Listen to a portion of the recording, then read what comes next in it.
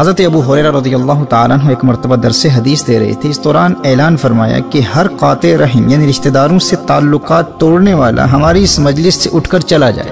ایک نوجوان وہاں سے فوراً اٹھ کر اپنی پھپھی کے پاس چلا جاتا ہے، جس سے اس کا کئی برسوں سے اختلاف اور جھگڑا چل رہا تھا۔ وہ اپنی پھپھی سے فوراً صلح کر لیتا ہے۔ جب دونوں راضی ہو گئے تو پھپھی نے نوجوان سے کہا کہ تم حضرت ابو ہریرہ رضی اللہ تعالیٰ عنہ سے ان کے اعلان کی حکمت پوچھو کہ انہوں نے ایسا کیوں کیا۔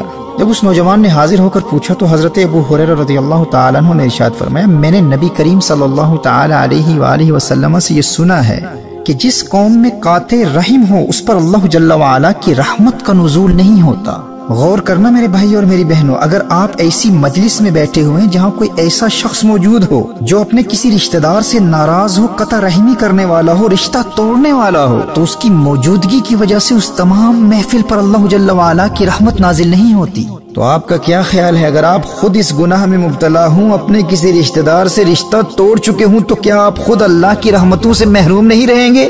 میرے دوستو، پہلی فرصت میں جہاں عذر شرعی نہ ہو وہاں اپنے تمام ناراض رشتہ داروں تک پیغام صلح پہنچاؤ، اور ان کے گھر جا کر اگر خود ان سے معافی بھی مانگنی پڑے تو یہ کوئی خسارے کا سودا نہیں ہے۔ بس فوراً جلد از جلد معافی مانگ کر اپنے گھروں میں نزول رحمت کے بند دروازوں کو کھلوانے کا اہتمام کر لو۔ اور میرے دوست یاد رکھنا، جب نزول رحمت کے دروازے بند ہو جاتے ہیں نا تو پھر دعائیں بھی قبول نہیں ہوتی۔ امام طبرانی المعجم الکبیر میں نقل کرتے ہیں کہ ایک مرتبہ حضرت عبداللہ ابن مسعود رضی اللہ تعالیٰ عنہ صبح کے وقت مجلس میں تشریف فرما تھے۔ اعلان کیا کہ میں قاطع رحم کو اللہ کی قسم دیتا ہوں کہ وہ یہاں سے اٹھ کر چلا جائے تاکہ ہم اللہ سے مغفرت کی دعا کر سکیں، کیونکہ قطع رحمی کرنے والے یعنی اپنے رشتہ دار سے رشتہ توڑنے والے پر آسمان کے دروازے بند رہتے ہیں۔ یعنی اگر اپنے کسی رشتہ دار سے ناراض رہنے والا یہاں موجود رہے گا تو اللہ کی رحمت کا نزول نہیں ہوگا، آسمان کے دروازے بند رہیں گے اور ہماری دعائیں قبول نہیں ہوں گی۔ لوگ کہتے ہیں نا کہ پتہ نہیں ہماری دعائیں قبول کیوں نہیں ہوتی۔ آپ کو اندازہ نہیں ہے قطع رحمی کتنا بڑا گناہ ہے۔ اس کی نحوست و وبال ایسا ہے کہ صرف قاطع رحم ہی اس کی زد میں نہیں آتا، جس گھر میں وہ رہتا ہے اور جس محفل میں وہ بیٹھتا ہے اس مجلس پر بھی آسمان کے دروازے بند کر دیے جاتے ہیں، نہ رحمتوں کا نزول ہوتا ہے نہ دعائیں قبول ہوتی ہیں۔ محترم احبہ، ایسی زندگی گزارو کہ عذر شرعی کے علاوہ آپ کے کسی رشتہ دار سے بھی ناراضگی نہ ہو۔ ہر قرابت دار، ہر رشتہ دار سے جتنا جلدی ہو سکے صلح کر لو۔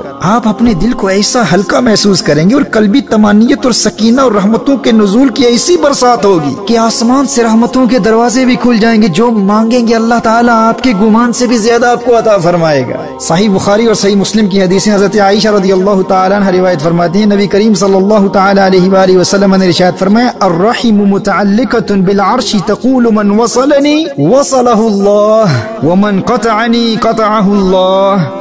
یہ رشتہ داری اللہ کے عرش سے چمٹی رہتی ہے اور دعا کرتی ہے، یہ کہتی ہے کہ جو مجھے جوڑے گا اللہ اسے اپنی رحمت سے ملائے، اور جو مجھے توڑے اللہ اسے توڑے۔ الرحم کی دعا کیا ہے؟ یا اللہ جو مجھے جوڑے، یعنی جو اپنے رشتہ داروں کا قرب اختیار کرے تو اسے اپنا قرب عطا فرما دے، اور جو اپنے رشتہ داروں سے ناراض ہو کر ناتا توڑ دے تو اسے اپنی رحمت سے دور کر دے۔ رشتہ داروں سے ناتا توڑ کر اپنے گھروں میں بیٹھے ہوئے اللہ اللہ کا ذکر کرنے والے یا دین اسلام کی تبلیغ اور دنیا بھر میں خدمت خلق کا کام کرنے والوں کو بھی اللہ کا قرب حاصل نہیں ہوتا۔ صحیح بخاری اور صحیح مسلم کی اس حدیث سے آپ کو اندازہ ہو گیا ہوگا کہ صلہ رحمی کی کتنی اہمیت ہے اور قطع رحمی کتنا سنگین جرم ہے اور کتنی بڑی محرومی ہے۔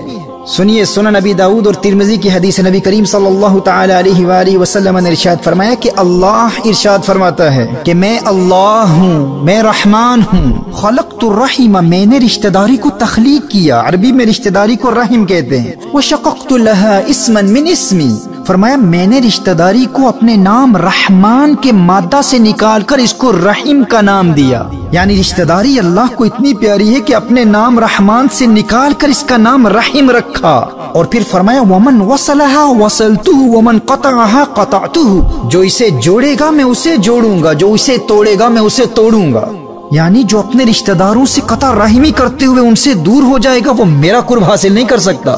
وہ لاکھ عبادتیں کرتا رہے، اللہ اللہ کرتا رہے، روزے رکھتا رہے، خدمت خلق بجا لاتا رہے، صدقات دیتا رہے، تلاوت قرآن میں مشغول رہے، وظائف و اوراد کرتا رہے، نفلی عبادتیں کرتا رہے، قطعتہ، وہ میرا مقرب بندہ نہیں ہو سکتا، کیونکہ رشتہ داروں سے تعلقات توڑنے والے کو میں خود دور کر دیتا ہوں۔ اور فرمایا جو صلہ رحمی کرتے ہوئے رشتہ داروں کا قرب اختیار کرے میں اسے اپنا قرب عطا فرما دیتا ہوں، اپنا بنا لیتا ہوں۔ وصلتہ، جسے اللہ اپنا بنا لے وہی اللہ کا مقرب بندہ ہوا کرتا ہے۔ محترم رشتہ داروں کے حقوق اور ان سے تعلقات قائم رکھنے کی اہمیت پر اسلام نے اس قدر زور دیا ہے کہ نبی کریم صلی اللہ تعالی علیہ وآلہ وسلم نے ارشاد فرمایا افضل الصدقات الصدقۃ علی ذی الرحم الکاشح، یعنی سب سے زیادہ ثواب اس رشتہ دار کو صدقہ دینے میں ہے جس کے متعلق آپ جانتے ہیں کہ وہ دل میں آپ کے لیے بغض اور کینہ رکھتا ہے، یعنی جو رشتہ دار آپ سے نفرت کرتا ہے سب سے پہلے اسی کی مدد کیجیے۔ دنیا والوں کو یہ مزاج دیا ہے دلوں کے ملانے والے پیغمبر نے، پیغمبر امن نے، پیغمبر محبت نے، محمد رسول اللہ صلی اللہ تعالی علیہ وآلہ وسلم نے۔ نہ کوئی دل ملاتا ہے نہ کوئی دل سے ملتا ہے، کسی نے سچ کہا ہے دل بڑی مشکل سے ملتا ہے۔ اگرچہ یہ کام مشکل ہے لیکن جو دلوں کے ملانے والے آقا صلی اللہ علیہ وآلہ وسلم سے پیار کرتا ہے پھر وہ دلوں کو ملانے کا کام کرتا ہے، وہ توڑنے کا نہیں جوڑنے کا کام کرتا ہے۔